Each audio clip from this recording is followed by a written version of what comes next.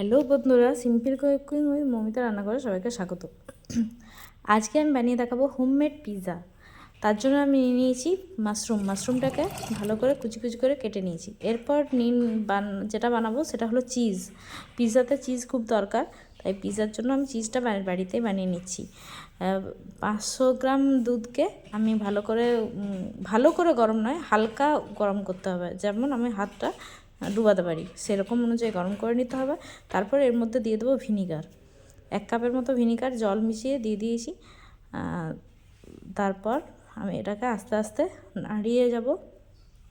বেশি নাড়ানো চলবে না, যাতে ছানা কেটে না যায়। এরকমভাবে দুধটাকে কাটাতে হবে, বেশি গরম করা চলবে না।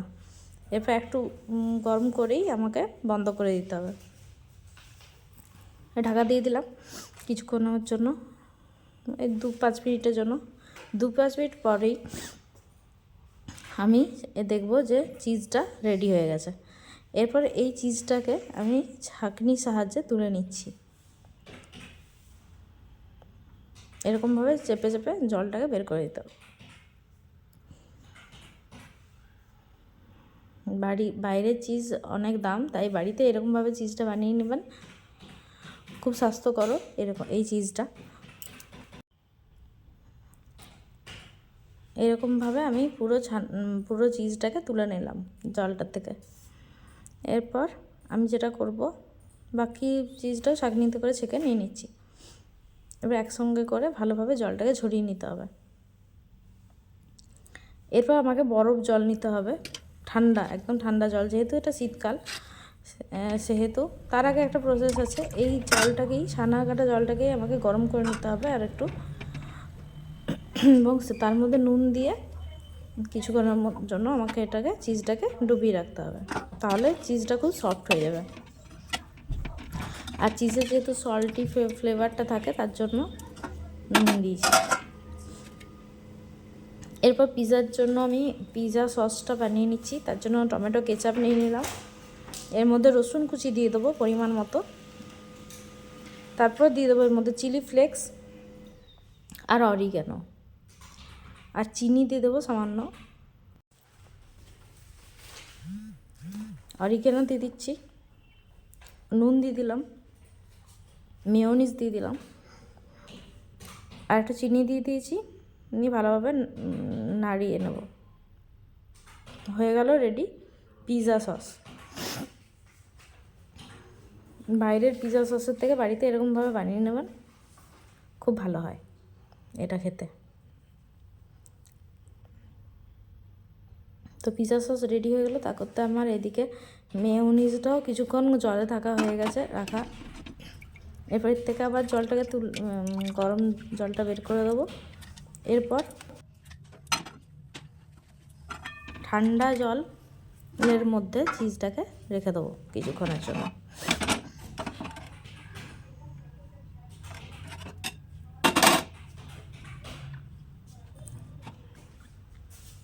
আটাটা যেটা মেখেছি,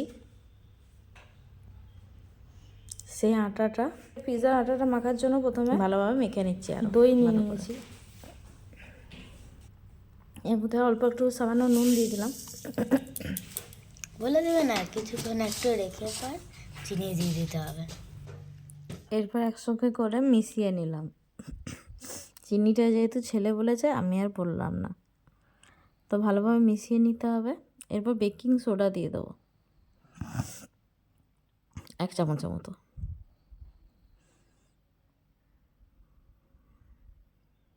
তারপরে ফার্মেন্ট হয়ে গেলেই দিয়ে দেবো আটা। ইস্টও ব্যবহার করতে পারেন পিৎজার জন্য।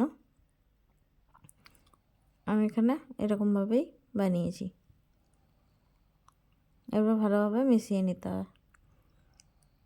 আমার ছেলে বললো এটিও করবে।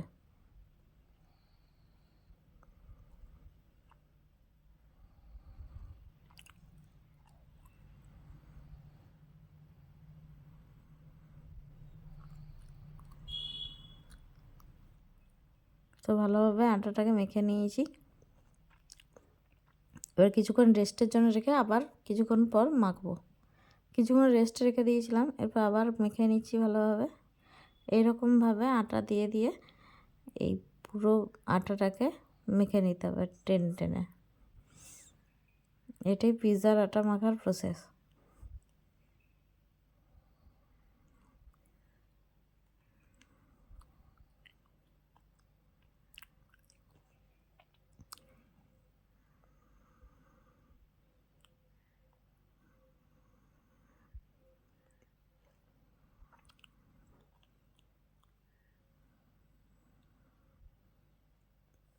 এরকমভাবে ভালো করে মেখে নিতে হবে।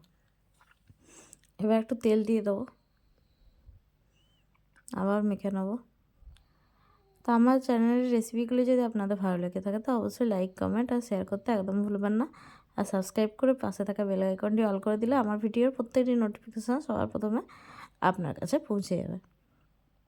আবার একটু তেল দিয়ে আবার ভালো করে মেখে নিলাম।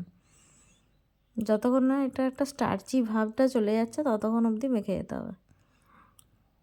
খুব একটা স্টার্চি ভাবটা যাবে না, কিন্তু তাও একটু একটু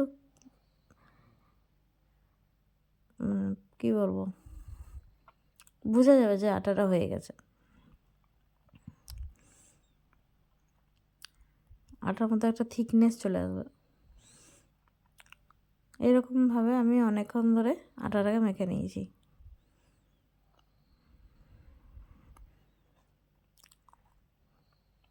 পুরো মসৃণ হয়ে গেছে। এবারে হয়ে গেছে আমার আটাটা। কেটে নিচ্ছি, যেরকমভাবে পিৎজা বানাবো সেরকমভাবে কেটে নিচ্ছি। এই আটাটা খুব একটা কিন্তু নন স্টিকি হবে না, স্টিকি হবে আটা মাখাটা। ছুরির সাহায্যে আমি কেটে নিচ্ছি।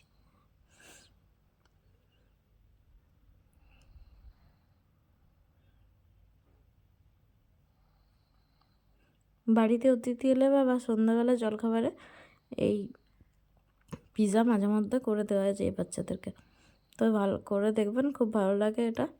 এরকমভাবে বানিয়ে দেখবেন। এরপর আমার বেলার পালা। বেলার জন্য আমি প্রথমে আটাটা কিছুটা ময়দাটা কিছুটা আমি মেঝেতে নিয়ে নিয়েছি। এরপর ওই একটা থালা দেখলেন, ওই থালার মধ্যে আমি তেলটা ব্রাশ করে দিলাম। এরপর আটাটাকে ভালোভাবে নিয়ে আমি লই পাকিয়ে, বড় একটা লই পাকিয়ে হাতে করে এরকমভাবে করে নিচ্ছি পিৎজার আকার। যদি হাতে করে না হয় তো বেলনার সাহায্যেও করতে পারেন। এরপর বেলনাটা দিয়ে আমি করে নেব। এটা আমার গোল হয়নি ঠিক,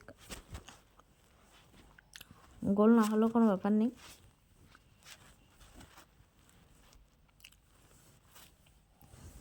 এবার ভালোভাবে গোল করে নিচ্ছি চারদিকটা সমান করে।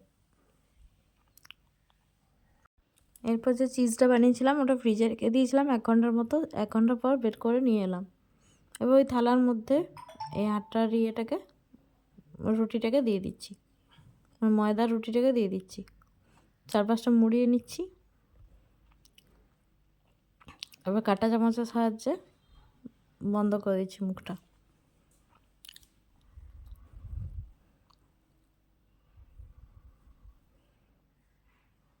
এবার ফুটো ফুটো করে নেবো যাতে ফুলে না যায় রুটিটা।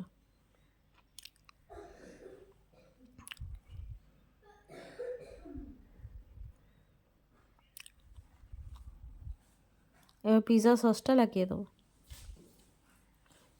ভালোভাবে। এখানে কোনো কঞ্জুসি করা যাবে না, ভালোভাবে বেশি করে পিৎজা সস লাগাতে হবে।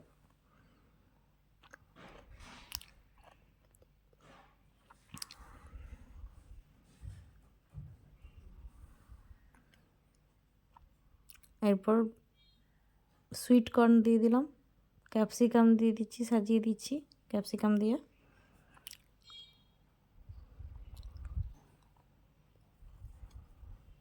পেঁয়াজ দিয়ে দিচ্ছি। আপনারা যা খুশি টপিং দিতে পারেন। মাশরুম দিয়ে দিলাম। আমি mushroom sweet corn pizza, cheese pizza বানিয়েছিলাম।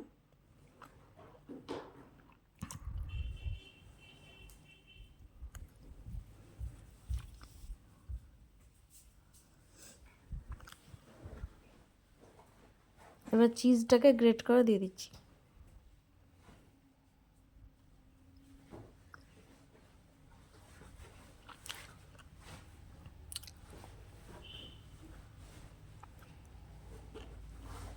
আমি একটা এখানে কথা বলবো, যেটা হলো চিজটা যদি যেদিন বানাবেন সেদিন পিৎজাটা না করাই ভালো, তার পরের দিন পিৎজাটা করাই ভালো। এরপর কড়াই বসিয়ে দিলাম গ্যাসে, এরপর পিৎজাটা দিয়ে দিলাম। ব্যাস 15 থেকে 20 মিনিট ওভেনে রেখে দিলেই রেডি হয়ে যাবে গ্যাসের চুলায় তৈরি সুইট কর্ন মাশরুম পিৎজা। তো আজকের মতো এখানেই শেষ করছি। Thanks for watching. Tata, bye bye.